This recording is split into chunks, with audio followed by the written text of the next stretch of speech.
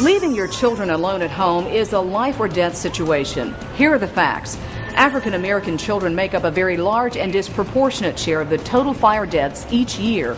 In 2004, a whopping 38% of home fire deaths were African American children. More than half of all child deaths happened to children under 5 years old. In 2006, children playing with fire started about 8,500 home fires. More than half of those fires were started in a bedroom. Hello, I'm Nancy Walters. If you have young children at home, this story is for you. It was a fire that didn't have to happen and a boy whose life could have been saved. Let's take a step back and introduce you to the Jones family, a loving family of 4. Mr. and Mrs. Jones work hard every day and had 2 beautiful children. Kara, their 4-year-old daughter, and Darren, their 3-year-old son, were nothing but smiles, laughs, and giggles. Everything changed, however, in a flash when Mrs. Jones darted out of the home to get a few last-second items for the dinner she was cooking. Unfortunately, tragedy struck. I covered this painful story just the other night. Take a look.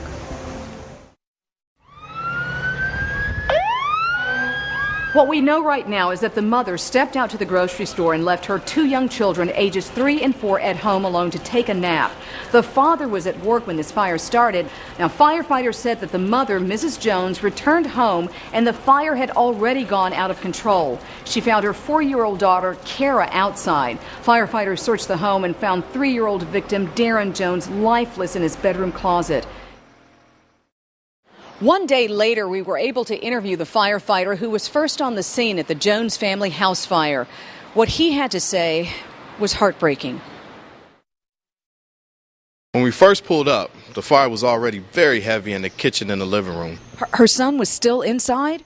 Yes, after we learned that, we did a complete sweep of the house to search for Darren before the fire became too intense for us to be inside. And tell me, what did you find when you did go inside? We found Darren. He apparently hid inside a bedroom closet. He wasn't breathing and his face was covered in soot. Such a sad situation that could have been prevented. Leaving young children home alone, even for a few minutes, can have terrible consequences. I'm here with Nathan and Charlene Queen, the aunt and uncle of Kara and Darren. I understand that Darren's parents are still in a state of shock. Yes, they are. The children were their lives. The parents loved them so much. And to have Darren ripped away, just like that, in an instant. We're all devastated. Yes. I am here with Fire Marshal Lewis, who was kind enough to come to my house with me to show me some very important things for parents as well as for caregivers of young children. Chief Lewis, so good to have you with us today. Thank you, Nancy. It's my pleasure to be here. All right, this is my kitchen. Tell me what I need to know.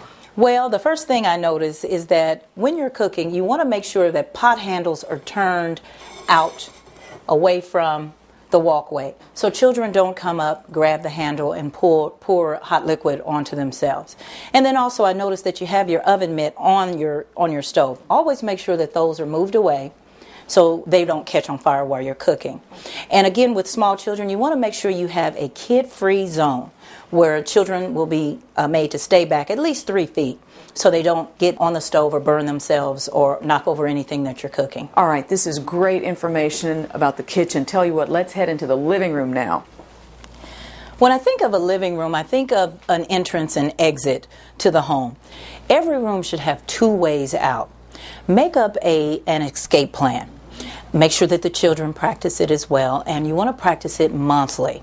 Now, once you get out of a home, you want to try to meet at a big rock or a mailbox or a tree. Designate that as your meeting area and never go back into a burning home.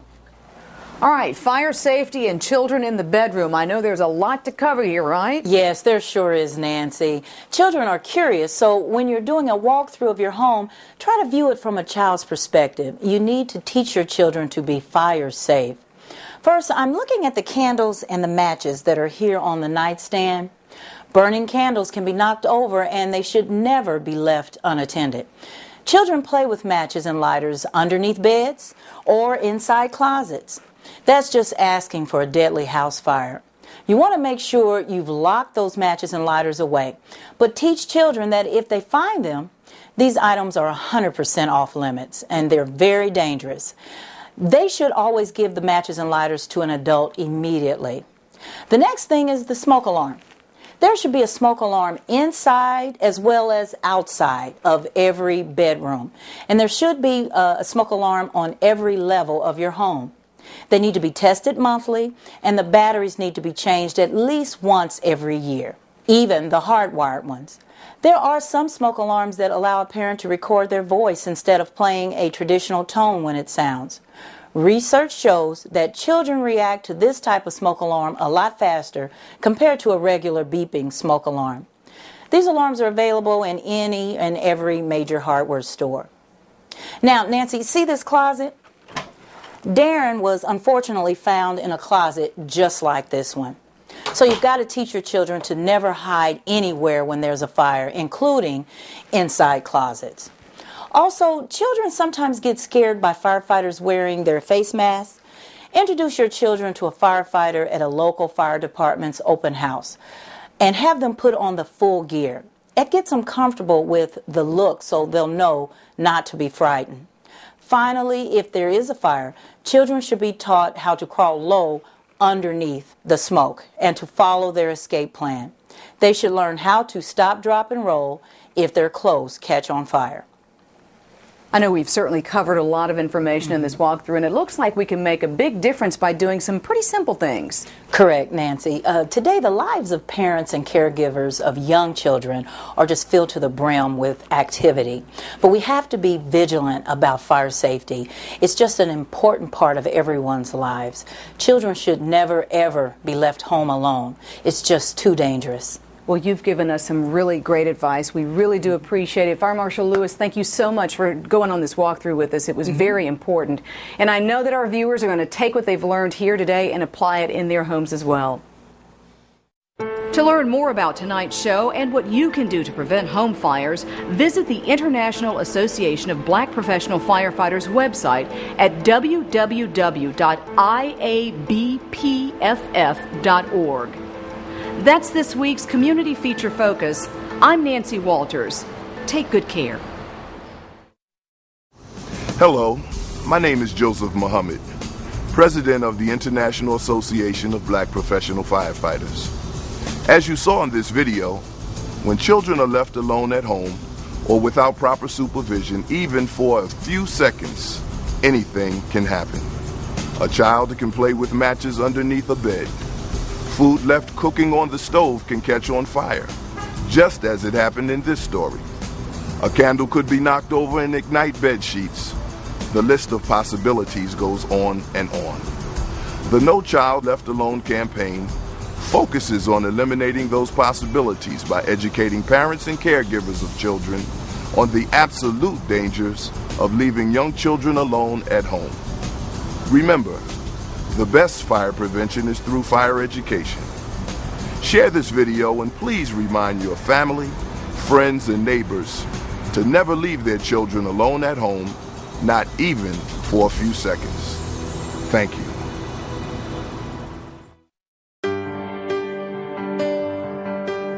En promedio, el 23% de todas las personas hispanoparlantes fallecidas en los Estados Unidos desde 2003 al 2007 como consecuencia de incendios de hogares fueron niños hispanoparlantes menores de 5 años.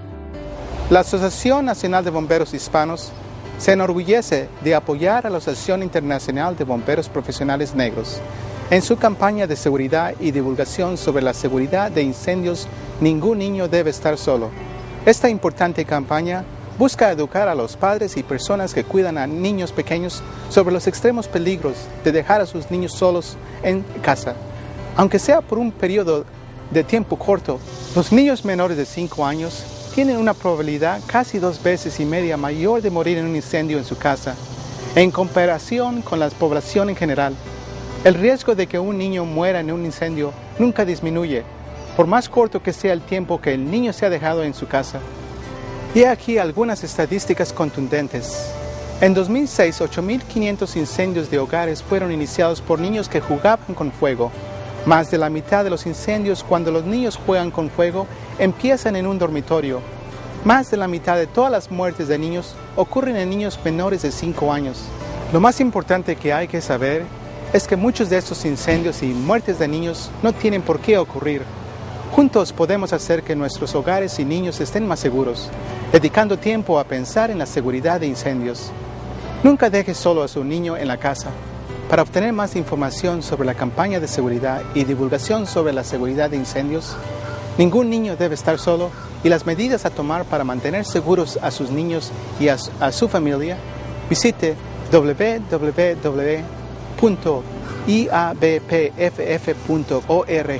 o www.nahf.org.